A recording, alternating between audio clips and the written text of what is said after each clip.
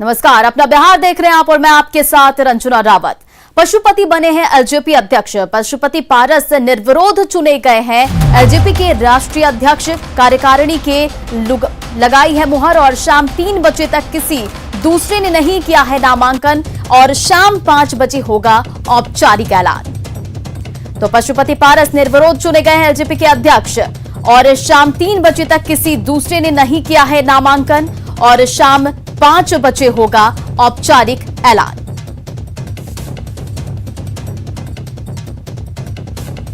तो आपको बता दें कि पशुपति पारस निर्विरोध चुने गए हैं एलजेपी के अध्यक्ष और शाम 3 बजे तक किसी दूसरे ने नहीं किया है नामांकन और 5 बजे शाम 5 बजे औपचारिक ऐलान होगा।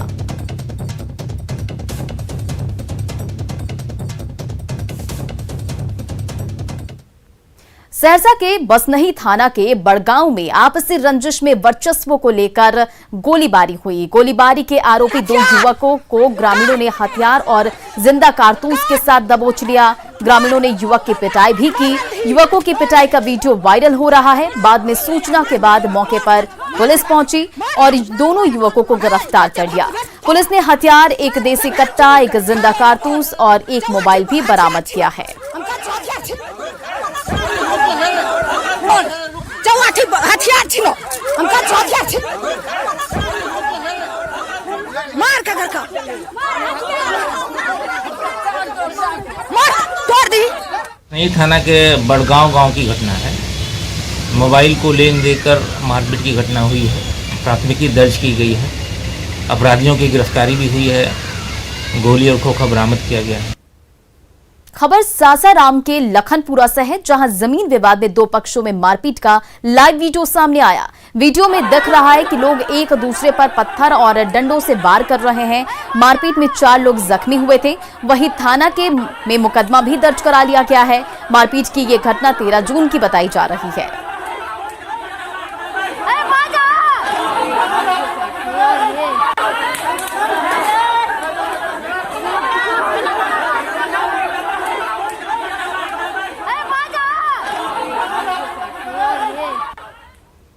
गंडक में आई बाढ़ के कारण बगहा में विनाश लीला ऐसी मची है कि शहर हो या गांव, हर जगह इसके तबाही के निशान दिख रहे हैं। गांव में तो लोग जलकैदी बने ही हैं, शहर में भी आलम यह है कि अंतर नहीं है।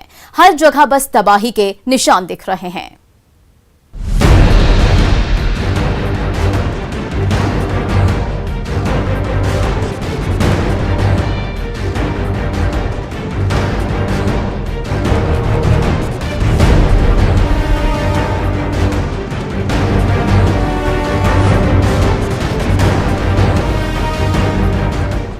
बिहार में गंडक बैराज से पानी का डिस्चार्ज घटता जा रहा है, लेकिन बगहा में विनाश लीला की ऐसी तस्वीर सामने आई है जो डराने के लिए काफी है।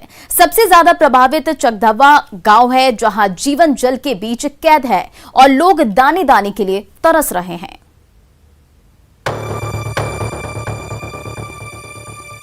झोपड़ी से झांकती ये आंखें उस बुजुर्ग महिला और बच्चे की है जिनकी गंडक के पानी ने अपनी ही झोपड़ी में कैद कर दिया है। चौकी को मचान बनाकर इन लोगों ने जान तो बचा ली है, लेकिन पेट सुबह से खाली है। छोटे छोटे बच्चे कुछ खाना खाए हैं? जी नहीं, अभी नहीं खाना। बाबू काफी खाई सन। जी अभी खाना नहीं बना है। कुछ खाना खाई है दादी? अब तो का खाई सन है ना, कांची बना के खाई सन, ना चावल बना, दाल बना, तरकारी बना, का बना के खाई सन। जो लड़का एगो हेदे बा, एगो होदे बा, एगो बाबू होदे बारन। तो यहाँ से कोई कुछ खाना पहुँचाने के लिए कोई नहीं आया है? ना कौन है ना, कोई नहीं ना। जिला प्रशासन से, सरकार से कुछ भी? कुछ ना बाबू, कुछ ना मिलेला, कुछ नहीं मिला। बगहा के चकदहवा गांव के हर घर की यही कहानी है। गंडक के पानी ने पूरे गांव को पानी पानी कर दिया है। हर घर में पानी है और हर एक जान खतरे में है। न्यूज़ 18 के कैमरे में जो तस्वीरें कैद हुई वो डराने वाली हैं। चकदहवा गांव की एक घर की तस्वीर नहीं है, बल्कि आप यहाँ पे इस गांव की कोई किसी घर को अगर देखें तो पूरा घर जो है वो जलमग्न है और किसी ढंग से अपनी जिंदगी जो है वो काट रहा है। और सबसे बड़ी बात है कि अभी तक यहाँ से लोगों को निकाला तक नहीं गया है। ये तस्वीर आपको देखिए, जरा देखिए कि कैसे यहाँ पे भी जो लोग हैं बाढ़ के ऊपर किसी ढंग से मचान पे रख करके बैठे हुए हैं और इंतजार इस बात का है कि पानी कम हो, कहीं से कुछ सुविधाएं जो हैं वो आए। जो छोटे छोटे बच्चे हैं वो देखिए सोए हैं, किसी ढंग से यहाँ पे नींद आई है लोगों को। यहाँ से कहीं से कुछ आया है, सुविधाएं मिली है? नहीं मिला सर, नहीं मिला है। कोई पहुंचाने अभी तक नहीं आया है? नहीं, कोई नहीं ले आया।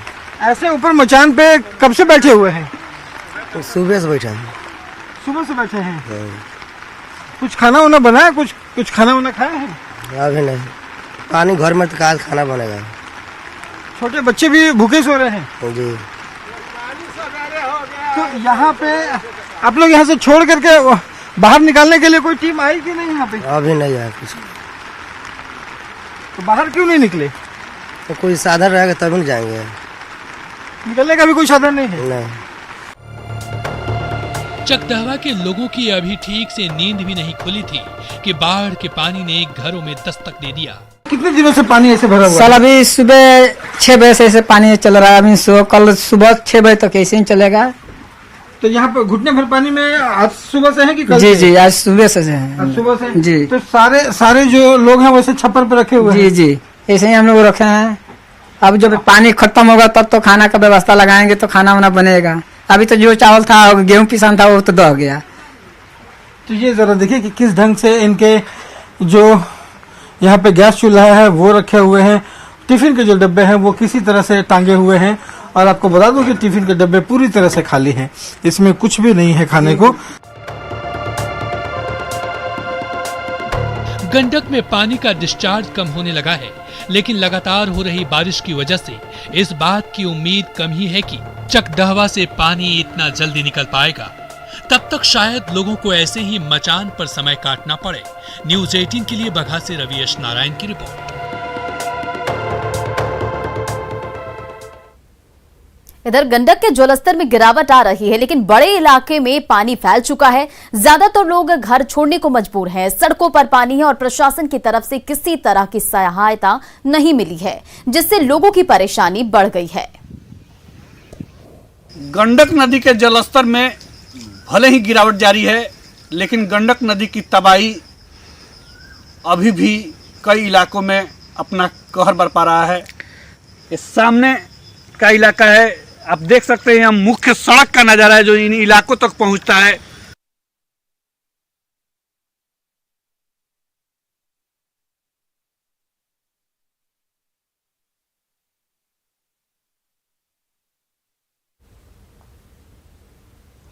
तबाही के निशान देखकर आप भी दंग रह जाएंगे। बघा में कहीं लोग मचान पर जिंदगी गुजार रहे हैं तो कहीं घर से निकलना मुश्किल हो रहा है।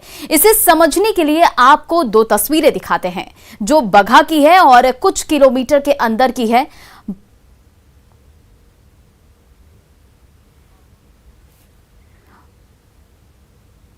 और आप अपनी टीवी स्क्रीन पर ये 2 तस्वीरें देख रहे हैं जो बघा की है और कुछ किलोमीटर के अंदर ही पहली तस्वीर बघा के गांव चकदहवा की है, जहां लोग कैदी बनकर किसी तरह घरों में दुबके हुए हैं। ना खाने की व्यवस्था है और ना रहने की। गांव की तरह शहर के भी हालात अलग नहीं है।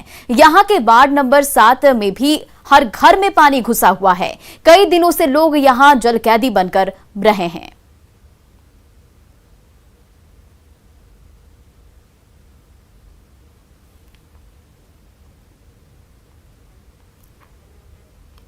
पश्चिमी चंपारण के नरकटियागंज के सतवारिया गांव में सड़क पर पानी बह रहा है। हजारों एकड़ में लगी फसल बर्बाद हो गई है। ग्रामीणों का कहना है कि गांव में अब तक प्रशासन की कोई टीम नहीं पहुंची है। संवाददाता प्रफुल्ल कुमार ने बाढ़ प्रभावित इलाकों का जायजा लिया।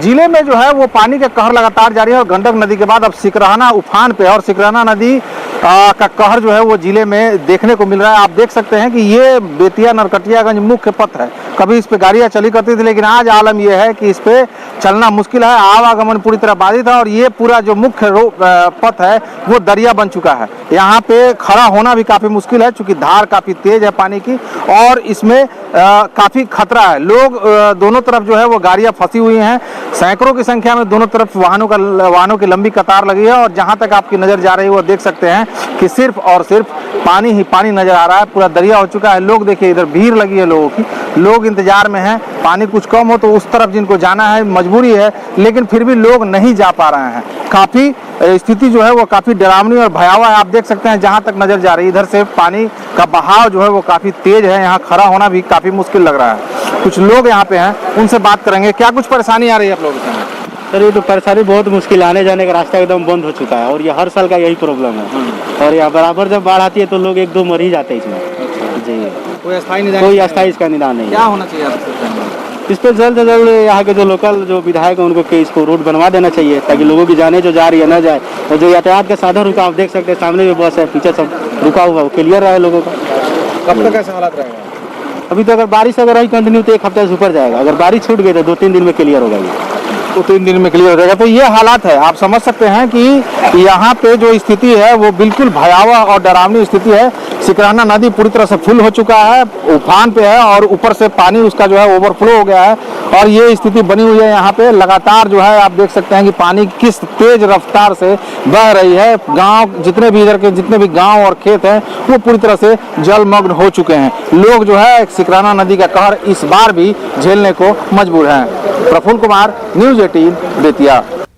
इधर भोजपुर के बड़हरा प्रखंड के महली गंगा घाट पर बने पीपा पुल के खोले जाने के बाद यूपी के बलिया से बड़हरा आने वाले लोग जान जोखिम में डालकर नाव की सवारी कर रहे हैं।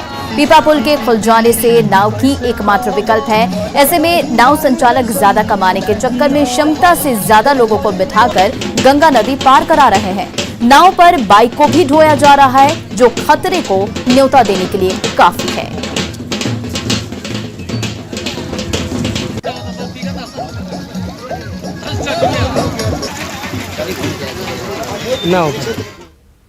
जमुई में किऊल नदी उफान पर है। कई सालों बाद जून महीने में किऊल नदी में इतना पानी देखा गया है। किऊल नदी में बढ़े जलस्तर का जायजा लिया न्यूज़ 18 के संवाददाता केसी कुंदन ने। लगातार बारिश के बाद जमुई जिले से गुजरने वाली किऊल नदी अपने उफान पर है और देख सकते हैं कि किऊल नदी में किस तरह से जो नदी में जो पानी बह रहा है उसका जो धारा है उसकी तेज गति से पानी बहना शुरू हो गया। बता दें कि जो 2 से 3 दिन लगातार बारिश हुई है उसका परिणाम ये हुआ है कि नदी में बहाव पानी का बढ़ गया है और बहाव बढ़ ही नहीं गया है, तेजी से बहाव हो रहा है। और यूँ कहा जा सकता है कि अगर इसी तरह से बारिश होते रहा और पानी इसी तरह से बढ़ते रहा तो जो नदी में जो पानी है खतरे से निशान से ऊपर जाएगी।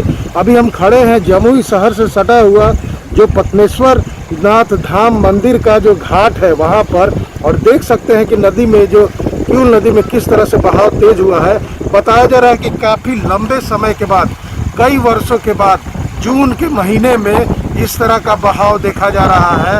वैसे जून के महीने में यह नदी सूखी रहती थी, पानी की किल्लत रहती थी, लेकिन फिलहाल जो लगातार बारिश हुआ है उससे जल स्तर बढ़ते दिख रहा है, लगातार बढ़ते दिख रहा है और पानी की बहाव बढ़ गई है। देख सकते हैं कि और जो नदी में पानी का बहाव है जिस तरह से तेज धारा बह रही है तो ये कहा जा रहा है कि पानी का स्तर किऊल नदी में और बढ़ेगा और इससे हो सकता है कि आने वाले दिनों में आसपास के इलाके के लोग का जनजीवन भी प्रभावित होगा। केसी कुंदन, न्यूज़ 18 जमुई। और गंगा नदी में बढ़ते जलस्तर को देखते हुए पटना के बख्तियारपुर प्रखंड को वैशाली से राघोपुर द्वारा से जोड़ने वाले पीपा पुल हटा दिया गया है। पीपा पुल के हटने के बाद अब इलाके के लोग नाव से आ रहे जा रहे हैं और सीओ से बताया कि बड़ी नाव पर 40 से 50 लोग सवार हो सकते हैं। हालांकि सामान ज्यादा होने पर कम लोग ही नाव पर सवार हो सकते हैं।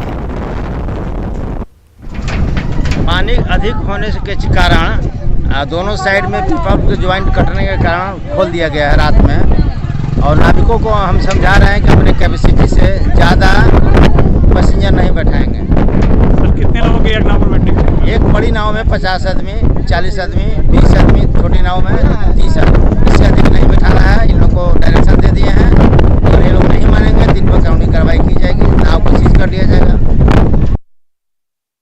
उप मुख्यमंत्री तारकिशोर प्रसाद ने पटना सिटी का दौरा कर पहाड़ी स्थित संप हाउस और सैदपुर संप हाउस का निरीक्षण किया।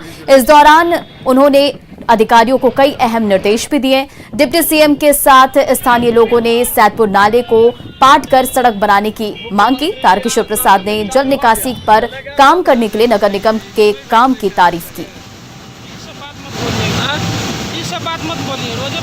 क्षेत्र की वर्षा के पानी की निकासी के लिए लगातार बैठके करके एक्टिवेट किए हैं और उसके अच्छे परिणाम भी आए हैं।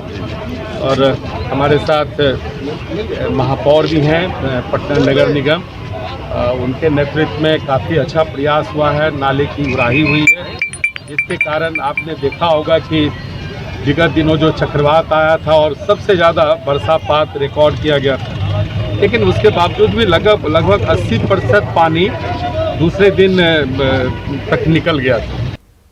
इधर सीतामढ़ी पुलिस की कार्यशैली पर फिर से सवाल खड़े हो रहे हैं। शारीरिक शोषण की शिकार महिला ने थाने में आवेदन देकर कार्रवाई की मांग की, लेकिन पुलिस लापरवाह बनी रही। इसके बाद आरोपी ने अपने साथियों के नशा खिलाकर उसके साथ मिलकर पीड़ित से सामूहिक दुष्कर्म किया। पीड़ित के मुताबिक उस पर केस वापस लेने का दबाव बनाया जा रहा था और इससे इनकार करने पर गैंग रेप किया गया। पुलिस के कार्रवाई नहीं करने के बाद अब कुछ संगठन उसके समर्थन में आ गए हैं, वहीं पुलिस कुछ बोलने से बच रही है।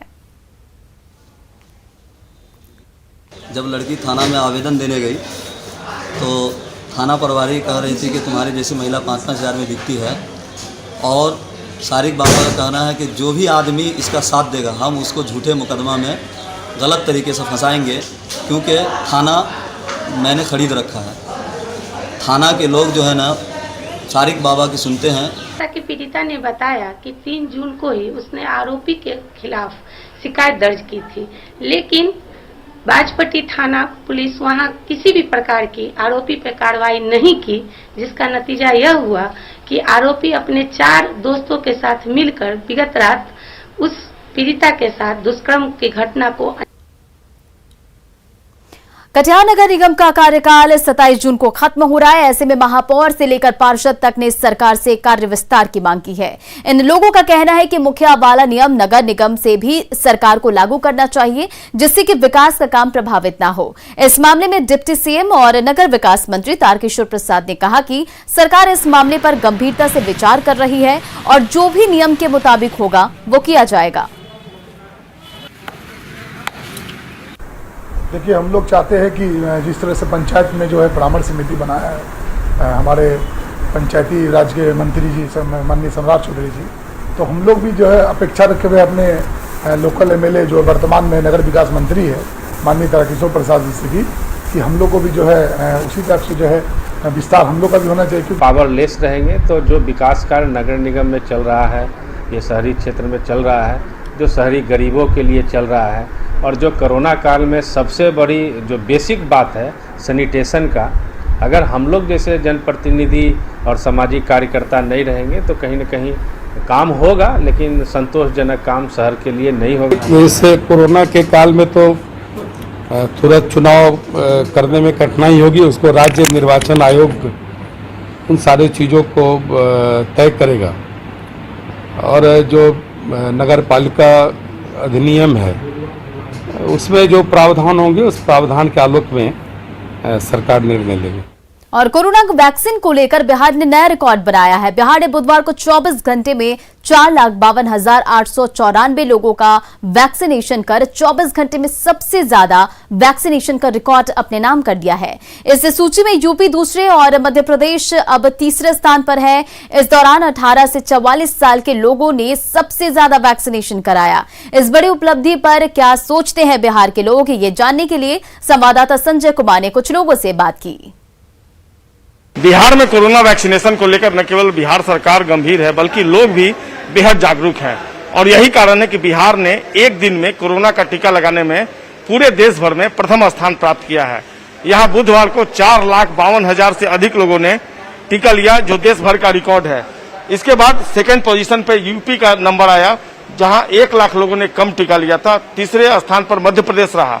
तो निश्चित तौर पर बिहार के लिए गौरव की बात है और ये जाहिर करता है कि बिहार के लोग कोरोना वैक्सीनेशन को लेकर कितने जागरूक हैं, कितने एक्टिव हैं। हर उम्र आयु वर्ग के लोग जो वैक्सीनेशन सेंटर है वहां पर पहुंच रहे हैं। और एक वैक्सीनेशन सेंटर है पाटलिपुत्र अशोका में, जहां की तस्वीर हम आपको दिखा रहे हैं किस कदर लोग यहां पर कोरोना वैक्सीन लेने के लिए पहुंच रहे हैं। और डॉक्टर और पैरामेडिकल स्टाफ यहां पर मौजूद हैं और कई जगहों पे इसी तरीके से कोरोना वैक्सीनेशन चल रहा है। ये न केवल बिहार के स्वास्थ्य महकमे के लिए एक बड़ी उपलब्धि है, बल्कि बिहार के लोगों के लिए भी ये प्राउड फील करने वाली बात है। बिहार ने यह साबित कर दिया है कि कोरोना को हराने के लिए लोग किस कदर यहाँ पर जागरूक हैं और बगैर किसी दबाव के वो सेंटर पर पहुंच रहे हैं और लगातार यहाँ पर कोरोना का जो वैक्सीन है वो ले रहे हैं। बहुत अच्छी बात है और आगे भी लेना चाहिए इस टीका का। सेकेंड डोज लिया। पहला ले लिया? हाँ, पहला लिया। कोई कॉम्प्लिकेशन आपको? नहीं, कुछ भी नहीं। लोगों से क्या कहेंगे आप? लोगों से ये कहना है कि कोई दिक्कत वाली बात नहीं है। आप अगर अभी तक नहीं लिए हैं जो वैक्सीन, वो आकर लीजिए, कोई दिक्कत वाली बात नहीं है। बहुत गौरव की बात है। ये क्या साबित करता है? ये साबित करता है कि यहाँ पे एजुकेटेड लोग हैं, लोग अवेयर हैं कोरोना को भगाने के लिए। बिल्कुल अवेयर है। काफ़ी बेहतर है। ये अभी हमारे जो बिहार जो है, बिहार में काफ़ी लोग वैक्सीन के प्रति जागरूक हुए हैं और उसमें है कि लोग ज़्यादा से ज़्यादा वैक्सीन आके लगवा रहे हैं, जिससे कि कोरोना से जल्द कोरोना को भगाया जा सके। लोग काफ़ी उत्सुकता है इस बीमारी को भगाने के लिए। डेफिनेटली अगर आप बिहार से हैं और अगर आप बिहार से नहीं भी हैं, आप इंडिया से हैं, क्योंकि ये हम पर्टिकुलर बिहार से हराकर हम जीत नहीं सकते हैं, तो मैं आपके माध्यम से सारे स्टेट से अपील करूंगा कि सारे लोग आइए, क्योंकि अगर इसे हराना है तो हमें वैक्सीन लेना होगा। और लोगों ने पेशेंस भी दिखाया है, सरकार भी गंभीर है, लगातार निरीक्षण भी होता रहा है। स्वास्थ्य मंत्री के स्तर पर उप मुख्यमंत्री भी इसी वैक्सीनेशन सेंटर पर आज से 2 दिन पहले आए थे और न्यूज 18 के माध्यम से उन्होंने अपील भी की थी कि लोग अधिकाधिक संख्या में वैक्सीनेशन सेंटर पर पहुंचे और कोरोना का टीका जरूर लें, क्योंकि हम वैक्सीनेशन के बल पर ही कोरोना को मात दे पाएंगे। कैमरा पर्सन सुबोध के साथ संजय कुमार, न्यूज 18 पटना। बिहार के पूर्व डीजीपी गुप्तेश्वर पांडे का अब एक नया अवतार दिखा है। पूर्व डीजीपी का धार्मिक प्रवचन का वीडियो वायरल हो रहा है। वीडियो यूपी के श्री अवध धाम का बताया जा रहा है। पूर्व डीजीपी ने बिहार में चुनावी माहौल के बीच सितंबर महीने में नौकरी से वीआरएस लिया था। हम आप सब वही आनंद चाहते हैं, हम वो क्षणिक सांसारिक सुख नहीं चाहते हैं और इसी आनंद के लिए जीव में बेचैनी है, उसके अंदर छटपटाहट है और इसी आनंद को खोजने की छटपटाहट में, बेचैनी में दुनिया में हम हर तरह के कर्म करते हैं। चाहे हम जो भी कर्म कर रहे हैं, चाहे हम जिस प्रकार का कर्म कर रहे हो, उसके पीछे एक ही लक्ष्य है। इसको बहुत बढ़िया से दृष्टांत देकर समझाने का समय नहीं है, लेकिन आप सब सुधीजन हैं, आप सब समझते हैं कि हमारे सारे, हम चाहे तमोगुणी कर्म कर रहे हैं, चाहे रजोगुणी कर्म कर रहे हैं, चाहे सतोगुणी कर्म कर रहे हैं, लक्ष्य एक ही है, उस आनंद को पाना। और नेटवर्क 18 फेडरल बैंक संजीवनी गाड़ी भारत के कोविड प्रभावित जिलों में जा रही है। वैक्सीन के लिए जागरूकता फैलाने की हमारे इस मुहिम को आप भी अपना सहयोग दीजिए। चलिए आपको दिखाते हैं संजीवनी गाड़ी अब तक कहां गई और आज कहां है।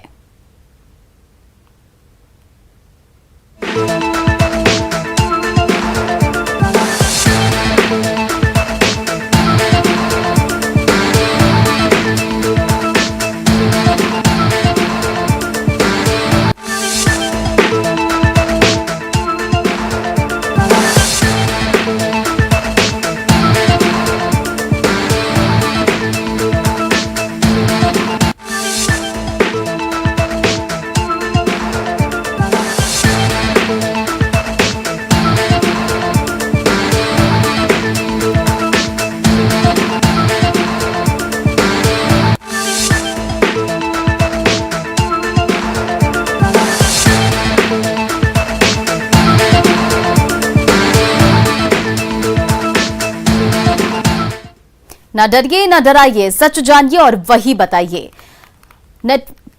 अफवाह ना फैलाएं, वैक्सीन जरूरी है और इसे लगाना भी जरूरी है। टीका लगा, वो जरा टीका लगा, जब अपनी बारी आए टीका लगा। वो ये जो ढाल सी है, वो कमाल सी है, संजीवनी आई यहाँ। टीका लगा, वो जरा टीका लगा, वो जरा टीका टीका टीका टीका। लगाया क्या? तो फिलहाल इस बुलेटिन में इतना ही। बने रहिए न्यूज़ 18 बिहार झारखंड के साथ।